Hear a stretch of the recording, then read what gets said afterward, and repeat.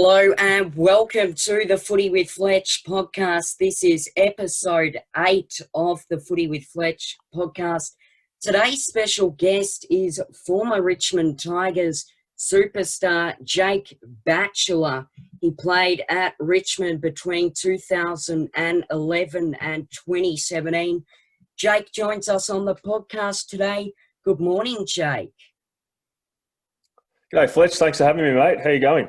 I'm very well, thanks. Thank you for joining the program. So I guess what would have been the greatest life lesson that you would have learnt with playing football? There's probably a few. I don't know where to start, really. When you're in the system, you just go, and you just do what you're expected of, and it's not really until you're out of the system as a player for a little bit of time that you get to look back and with a bit of hindsight and realise some things that really stood out. But a couple for me that I've started to notice with coaching young kids as well is figuring out that you need to figure out what you need to do. Whether that's doing extra physical stuff, whether it's extra doing mental stuff. It's just trying to find what you're good at and making it better, I guess, rather than just sticking to what the program requires or the coaching staff require. It's just digging a little bit deeper, and it took me probably a little while to figure out that in my career, and then by that stage it was probably a little bit too late. But with these younger guys coming through, it's a really good chance for them to identify some areas that they are good at already, and then really finding a way to increase that. Yeah, so of course you are a development coach at St Kilda. How has the role been and what has it entailed? Yeah, so I've been at St Kilda since the end of 2018, so the 2019 season and 2020 season. The first year was good fun. It was a bit finding your feet, and it was my first year not being a player, but being in an AFL system. And it's a bit different as a player. You know what you're doing for every single minute from 7:30 a.m. till 3-4 o'clock each day for the next 7 days. It's planned out for you. So prioritising and identifying what needs to be done without getting someone to do that for you was a bit of a challenge at first, but something that I worked into pretty easily with some good support around me. But basically the role of a development coach is as simple as it sounds. It's just develop the young kids into as good a people as you can, and then increase their football ability and knowledge at the same time. So there's a development program at each club, I'm sure, but ours was just pretty big on get the people in to become good people, and then the footy will come from there. So it definitely sounds like an interesting role. Who would have been the biggest influence on your coaching career? So who would have been someone that would have mentored you and assisted you with your coaching role at St Kilda? Yeah, so I had a year between playing and coaching, and in that year I moved back down to Frankston, which is where I've grown up, and I played for Frankston Dolphins in the VFL. And the head coach there, Adam Scrobelak, was a part-time coach at St Kilda, and basically said, "We'll get you to play a year and coach a year at Frankston, and we'll get you one day at Saints, just as coaching, just one day volunteer, just learning the ropes and how things go from the other side of it." Adam Scrobelak's been really important for me and my growth as a coach. So he's now full time there as their midfield coach. So I bounce a lot of ideas off him and vice versa, him to me. So we've been really close for the last two and a half years. So on a coaching side of view, he's been really good for me, and one that I'm very, very grateful for to get me into the coaching industry. Yeah, he definitely sounds like a great mentor. I guess now, who would have been a AFL player with your time at Richmond that would have helped and influenced your career, and who would have been your closest mate at the Richmond Football Club? I played with some really good players who have obviously now turned into multiple premiership players. But Alex Rance was obviously the best player and one of the best mentors. He was really smart and understood the game and challenged everyone to get the best out of themselves. I've also Troy Chaplin was very good in my early years. He came over from Port Adelaide, and when someone so mature and experienced as him comes into your career as a footy player, you tend to just listen and take in whatever they say. And together, him and Rancy were really good in that terms. They were both very different people, but they looked at the game a little bit differently and complemented each other well. But my best mate, and still who I'm good friends with now, I don't obviously get to see him very often, but I was really, really close with Nick Floston.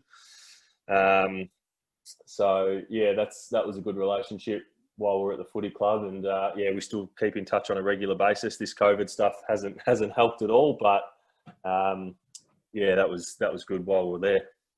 Yeah, they Rancy, Chaplin, and Nick Floston are definitely some great players from the Richmond Football Club. Did you always want to be an AFL player, Jake? Good question. I don't think so.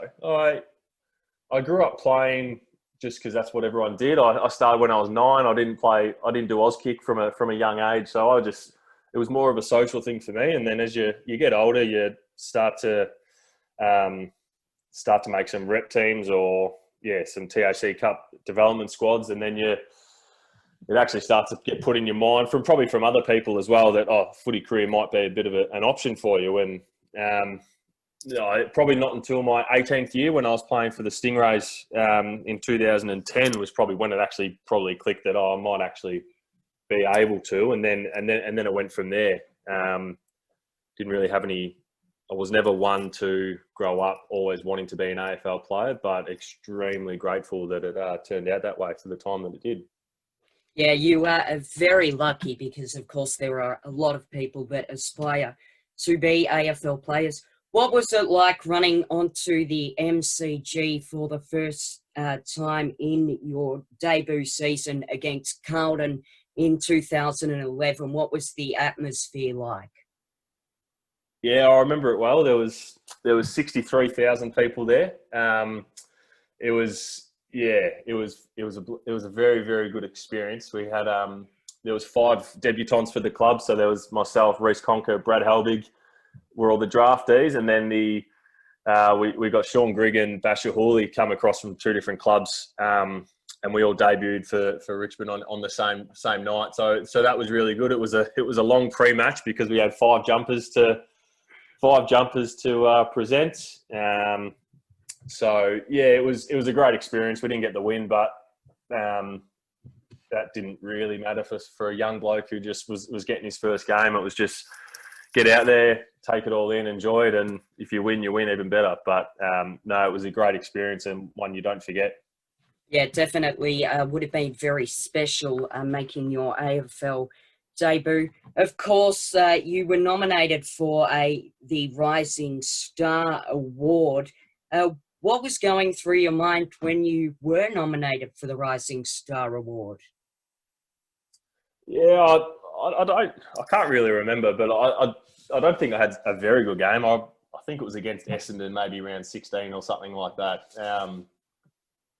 I think they must have run out of people who they could give it to, so they just gave it to me. But I put together a fairly decent first year of football, so maybe it was just a bit of a weight of numbers of a couple of good games early on, and then they thought may as well give it to him. But at the end of the year, when you go to the Rising Star Awards at the end of the year and you see all these really, really good young players come through, and then you're just sitting there with your family, it was quite strange. But no, it was a great award, and was humbled to win it for that week. Yeah, you were very lucky, and you did have a fantastic first AFL season. What was it like being part of the rebuild of the Richmond Football Club to the dynasty that we currently see? So, of course, you would have watched the rise from when they were down the bottom of the ladder to where they are today. What was that experience like? Yeah, it was very noticeable, but it wasn't a lot of things changing. It was just, it was a lot of things changing. It wasn't big things changing. It was just lots of little things just happening, and just just from start of pre-season, just got a few different people in, different roles, different people with different personalities. But no, we weren't away from it for the previous 3 or 4 years. We had 3 years when we were building and we made finals each year. It was well documented that, didn't win any finals, but 16 was a bit of a blimp in the radar. But, just got some really good people in, and then just decided to have a bit of fun for 2017. Just release the shackles a little bit, not just on the field, but off the field. Go have a bit of fun, get to know everyone a little bit better, and build the connection with your teammates, with your coaches. And then, things just fell into place in 17. And as everyone can see from now, what they've turned it into, it's a bloody good business that they're in now. So who knows? They might win 3 out of 4, depending on how they go towards the back end of the year. Yeah, what was it like in the 2017 season? Of course, you didn't get to play in the grand final, but what was it like watching the Tigers, of course, break that premiership drought? It must have been special. Yeah, it was. It's funny. I just finished reading Bob Murphy's book, Leather Soul, it's called, and he speaks of his time in 2016 when Bulldogs made the grand final and he wasn't a part of it, and I felt very similar. It's, you spend the whole year supporting and helping, and then the day before you start to get all these thoughts through your head going, bugger, I wish I was there, I wish I was a part of it. And then I joined in as an unofficial emergency as in the day before playing. So there's three proper emergencies, and then I was an unofficial one in case a big key defender went injured.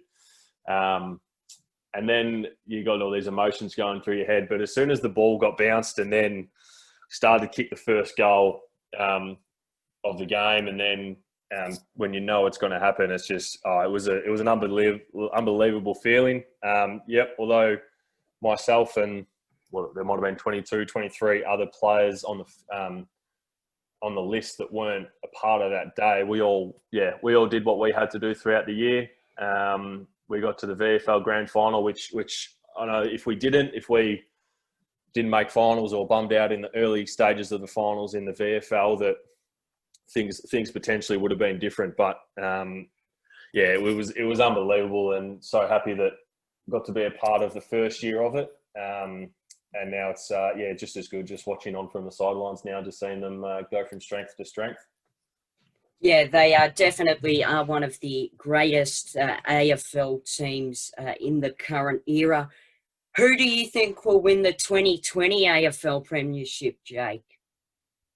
I got no idea, mate. I don't think anyone has any idea, and if they do, well, then they're just lying and hoping that they get lucky. But yeah, I've gone from thinking Western Bulldogs were going to win it 2 or 3 weeks ago to Port Adelaide to now Geelong are the favourites. I don't know, to be honest. It would be a pure guess, and who knows? I'll say Geelong just because they're going the best at the moment. But we all know other teams are flying. You got West Coast who are just getting better and better as we go as well, and it might depend on where the grand final is. It might be in Adelaide. It might be in Queensland. It might be in Perth. So who knows? It could be a Brisbane, Port Adelaide, or West Coast, depending on where it is, which might come down to a bit of luck. But that's what makes the season great, mate. You don't really know who's going to win. It's hard for my tipping competition because I get 9 one week and then down to 4 or 3 the next week. So it's interesting. Yeah, it is definitely an interesting season. So, of course, unfortunately, you were delisted at the end of the 2017 season. What was it like when you were delisted, and how were you told? I played, so in that 17 season, I played in round 8 against Fremantle. That was my one game. And I remember, I didn't play very well. And then I got dropped for that next game against GWS. That was the infamous game where GWS Shea Bolton kicked a point that he thought was a goal, and then they set up, it hit the post or it was touched, and then they set up and they went from there kicking and kicked all the way to the goal. Jeremy Cameron took the ball and then turned around and bombed one from 55. So that was that game that I missed. I got dropped for that game, and I knew 25, 26-year-old, only played one game, comes in, gets dropped the next week. Probably not looking great for the end of the year. So I'm a realist. So I knew I changed my mindset a little bit going into the second half of the year, just doing whatever I can for the VFL team and help Craig McRae get some success as well. And then towards the end of the year, it was actually after the year, I went in for hip surgery and was in the club. It might have been 2 or 3 weeks after the grand final. So things had quietened down a bit, went in the club, started to do some weights, and I got a call from, it was either Dimmer or Blair Hartley, who's a list management officer. I can't remember who it was, but one of them said, "Are you at the club?"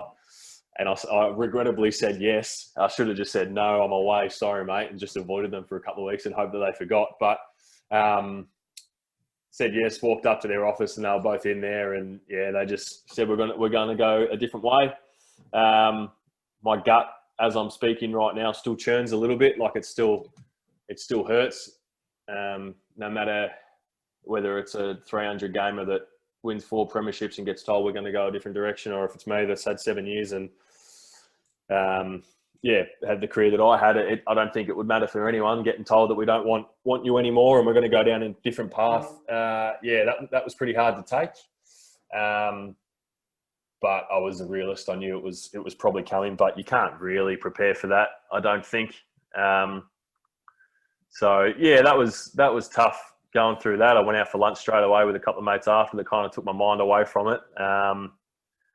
Then there was a couple of plans, potentially go somewhere else, but that fell through as well. So, it was a busy couple of weeks and, disappointing, but it is what it is. I'm glad that if it had to happen, it was after 2017 and what we achieved as a footy club. That's for sure. Yeah, you, of course, that would have been a difficult time in your career. But then, of course, you went on to be a coach in the VFL. So how have you been spending the isolation and COVID-19 lockdown period, and what have you been doing? Yeah, it's definitely been a bit of a tricky one. So I got stood down. Everyone got stood down. Yeah, whenever it was, end of March, middle of April, whatever it was. And then when the rules came back that you could bring back a certain amount of people, I wasn't one of those. So I've obviously just been at home in Frankston with my partner, and I've been doing some casual work with my father-in-law, building fences over the last probably 2-3 months. I've also just got a new position as a casual disability support worker, which is something that, I'm extremely passionate about, and I feel is similar to coaching. You're just helping people and supporting them in any way that you can. So I've got that to keep me busy now. I've started running, I've started cycling, I've started reading a little bit. A lot of it's just about keeping the mind busy and just not sitting on the couch watching TV every minute of every day. So we're almost halfway through this new 6-week lockdown, I think, and I hope. But yeah, I'm missing my golf, mate. If I could, if there was some laws where it would allow you to go play golf once a week, I think it'd be a lot easier down in Melbourne for a lot of people. But it is what it is. The numbers seem to be going down a little bit, which is good. The deaths aren't getting any better, which sucks. But it seems like we're kind of tracking in the right direction. So it's there's good stuff on the horizon. How are you going with it all? Yeah, I'm going well. It's, of course, definitely been difficult with the VFL and VFLW seasons being cancelled because I am a play-by-play commentator for the VFL, so I haven't been able to commentate this year. But it has been difficult, but hopefully we will get out of it soon. Of course, you got to play alongside some of the great AFL players. Who would have been the greatest opposition AFL player that you got to play against, and why?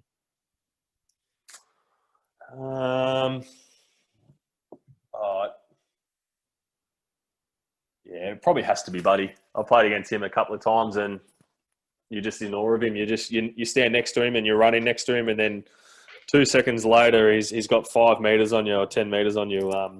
Yeah, he can do stuff that no one else can do. It's quite disappointing that he's been injured for this year, and external talks that, oh, will he make it back, or is this his year or whatever? But no, he's a superstar, and hopefully you can get a couple more years out of him, because I know the Swans would be loving him right now, as with the rest of the AFL. But yeah, he was great, and it was almost even better to watch the battles of him versus Rancy going at each other, two of the best of their positions ever. Yeah, that was good to watch as well. So yeah, Buddy for me. Yeah, Buddy Franklin definitely is one of the greatest forwards in the AFL. Of course, you also got to play alongside Dustin Martin. What was it like playing alongside Dustin Martin? And I could imagine, what is he like as a person, Jake? Yeah, it was just as good watching Dusty. It was just a 6-foot version of Buddy, pretty much, just 6 inches shorter, but do the same things. Just wins the ball, and yeah, what sets him apart is his ability to get in and out of traffic, and then drive away, rather than just get in and out of traffic and kick the ball as far as he can straight away. He's got the ability to step around 2 or 3 people and then just find a teammate, whether it's with a handball in space or whether it is a kicking target. He just one of the best at making the right decisions at the right time. It was unbelievable to watch. And he's from the years that I spent with him, he was a lovely, shy guy. He's portrayed in the media as a certain person, which I think is getting better, because he's a bit more out there and does a few more interviews, and people finally get to know him. But he's always been a great role model. He always does everything the right way. Yeah, he stuffed up a couple of times in his career, but if you don't, you're not really being yourself, I don't think. I think he's had to learn, and he's a star, mate. Yeah, he definitely is one of the greats of the AFL, and it is human if you make mistakes. What would have been the worst injury that you would have suffered in your AFL career, and why? I had, there's probably a couple. In my career, I had 2 shoulder surgeries and 3 hip surgeries. The hips were just out of wear and tear, so they weren't really injuries such. They were debilitating, just wear and tear stuff. But I've had a couple of shoulder injuries. I kept popping out my shoulder in 2017. And although every time it popped out and went back in, or subluxed or whatever it wasn't the worst pain in the world, but it was just that I knew it was going to happen every week. Trying to get mentally around that I've taped it up, I've strapped it up, yeah, I'm good to go. And then as soon as you get a knock in a certain way, it just goes. Then you go sit on the bench for 5 minutes, and then you're good to go again. And then 10 minutes later, it might happen again. So that was frustrating, because the physical side was okay, you get used to it, but just the mental side of, oh God, here we go again, this is going to happen. But the main one for me, I had a terrible back. My back was crap from day one. So I was injections every couple of weeks on average, probably for my back, whether it was into a facet joint or if it was an epidural or something like that. I had a couple of them over my career. I dare say a lot of players in the AFL would say their back injuries are probably the worst. Same with the shoulder. It doesn't get to excruciating levels for some, and for some people it might, but it's just the wear and tear of it, and then the constant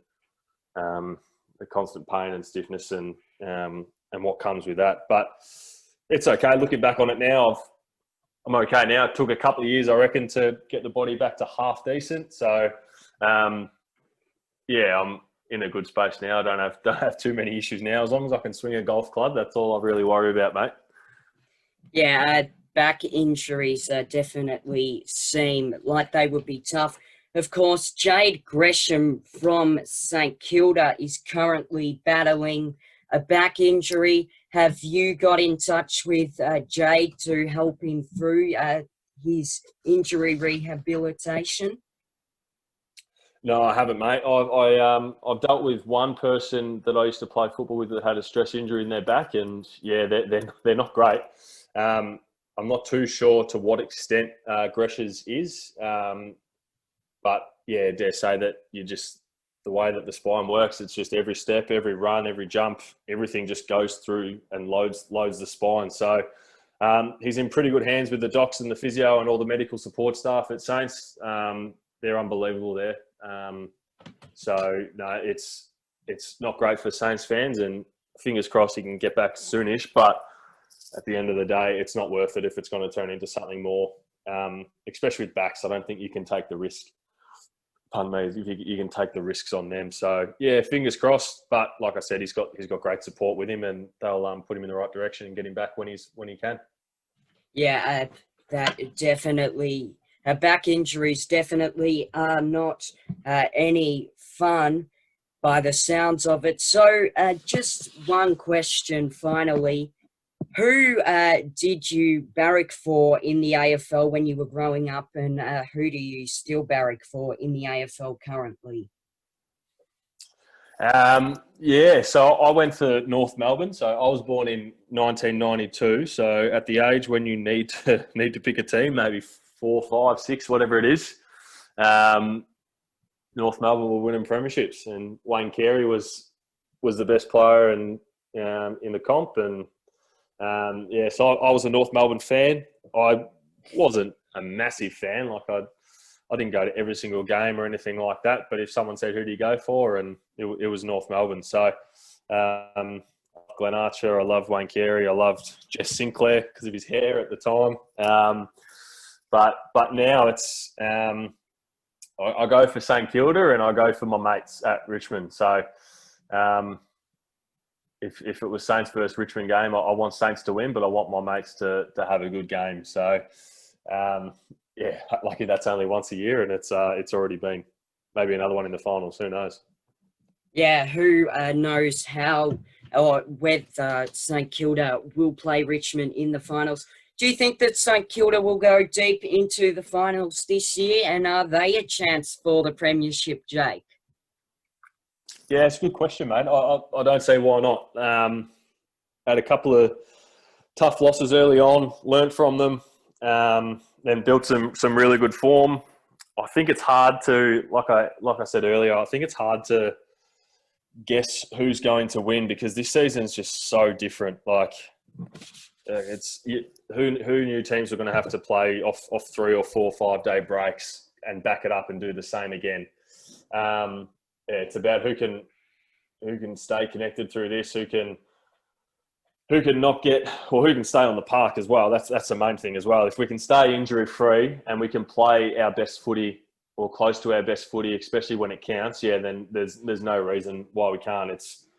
There's probably 14, 15 teams that I think that can. So we've seen in the last couple of years it's who can get to the finals and then who can play their best footy when it's important. We saw it in 2016 with Bulldogs, played really good towards the back end of the year. Saw it Richmond and then West Coast and then Richmond again. So if you can keep getting wins on the board and whilst playing some decent footy and who knows, maybe even a loss just to give you something to learn from as well, and then go from there. But it would be great for the people of Moorabbin and Bayside if what's it been? It's been probably nearly 60, probably 55, 60 years since we won our first and only. So number 2 would be really nice to hold that up at the end of the year. Yeah, hopefully for yourself and all the St Kilda fans out there, they can win a premiership in the next couple of years. So thank you very much, Jake, for your time on the Footy with Fletch podcast. It has been great to have you as a guest, and all the best. Thanks for having me, Fletch. I really appreciate it, and hope you get a couple more interviewees through this tough period, mate. Thank you very much. Goodbye for now. Thanks, Fletch. Thank you for your company, and I hope that you enjoyed listening to episode 8 of the Footy with Fletch podcast.